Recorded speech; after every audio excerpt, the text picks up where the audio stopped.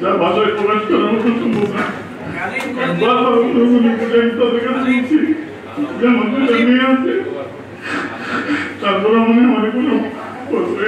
তারা যেগুলো এনে চলবে না এই জীবনে আমার যতদিন করতে দেয়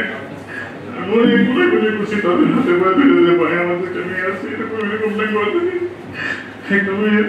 15 মাস একটা মেয়ের 5 বছর পার হয়েছে, মানে এগুলো এত তোর শুনতেই রাজি না। তাদের কথা হচ্ছে মানে টাকা লাগবে, টাকা ছাড়া কোনো কিছুই চলবে না। পরে আবার বলছে যে আমাকে নাকি জোয়ার নাম একটা জায়গায় স্থান আছে ওদের, ওই জায়গায় বলছে আমাকে পাঠিয়ে দেবে টাকা যদি না দেয়। তো সর্বশেষ টাকা 1,50,000 টাকা 12টা বিকাশ নাম্বার পাঠাইছে আমার ভাইয়ের ইমো নাম্বারে, পাঠানোর পরে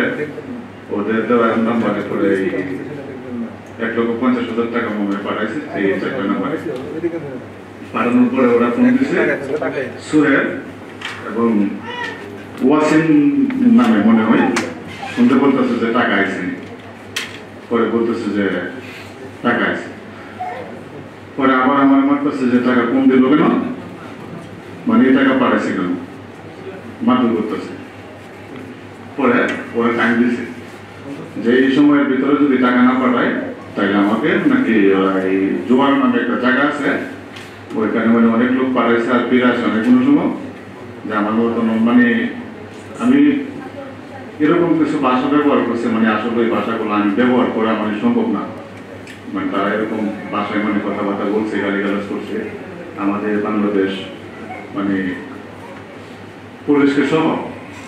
যা মানে আমার ভাষায় মানে আসলে বলা সম্ভব না। যে পুলিশ এগুলো নাকি এরা কেয়ার করে না, পুলিশ এগুলা এটা লিবিয়া বাংলাদেশ মানে এরকম বহুত পুলিশ মানে দেখছে যারা পুলিশ করছে, এই পুলিশের কাছে আইন গেছে তাদেরকে নাকি মেরে ফেলছে, তারা মানে ফিরে যায় নাই, মানে তারপরে আরো বেশি মারধর করছে। পরে দেখা গেছে যে কোনো এক পর্যায়ে 1.5 লক্ষ টাকা পাঠানোর পরে জানতে পারছি যে ওরা এনে বলতেছে অমুক নামের লোকের কাছে ফোন দিচ্ছে, পরে বলছে টাকা আসছে, ওরা মারধর করার পরে পরে এই যখন সোহেল যখন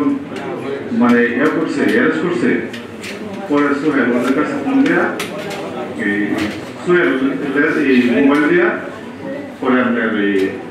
এই বাকি যে আসামিগুলো আছে এই সাইফুল, আবুল, হৃদয় খান, তানভীর, দিলওয়ার, রুহুল, আরিফ মানে বলে স্যাররা মানে তার মোবাইলের মাধ্যমে যোগাযোগ করছে ওদের সাথে, ওদের সাথে যোগাযোগ করছে।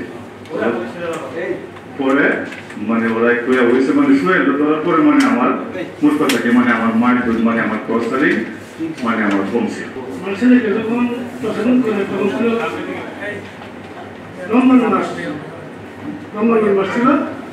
আমরা সবাই তো বোঝা রাখি,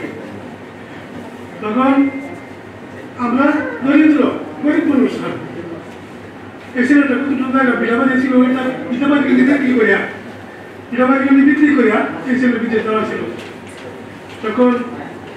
এই চক্র দলটা আমার ছেলেকে নিয়ে তারপর প্রথম দুবাইতে নিয়েছে, দুবাই থেকে নিয়ে গেছে নেওয়ার পরে আবার বলতেছে আধা 2 লক্ষ টাকা দিয়ে তাড়াতাড়ি 2 লক্ষ টাকা না দিলে জেলে যেতে পারবো না। আবার কি করলাম, তখন শুদ্ধ করিয়া আবার 2 লক্ষ টাকা দিয়ে পাইলাম। এর ভিতর দেয়া ওই ছেলেটা নিয়ে গেল লিবিয়া নিয়ে ছেলেটারে মেডিকেল আনবিছি, মেডিকেল করছি, মেডিকেল আনবিছি এরকম সমস্যা নাই, মেডিকেল করে তারপরে আবার আমরা পাঠাচ্ছি। এই কথা বলার পরে কয়েকদিন পরে ওই আবার আজকে হঠাৎ করে মনে হলো আমাদের ছেলের বউর কাছে, আমাদের ছেলের বউর কাছে করতেছে তাড়াতাড়ি 12 লক্ষ টাকা দেয়, 12 লক্ষ টাকা যদি না দেয়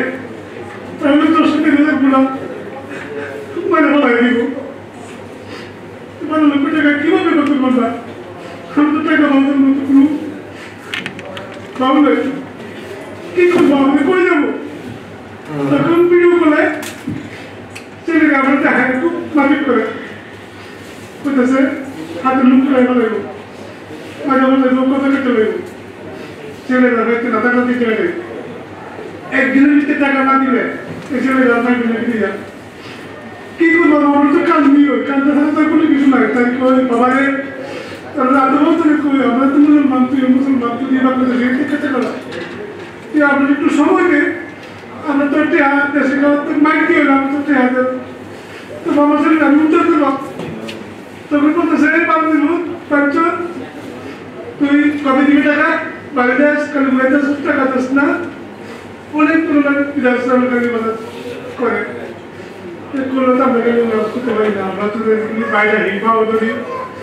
বাবা তিনি করতে পারি আমার বাবা করতে পারি না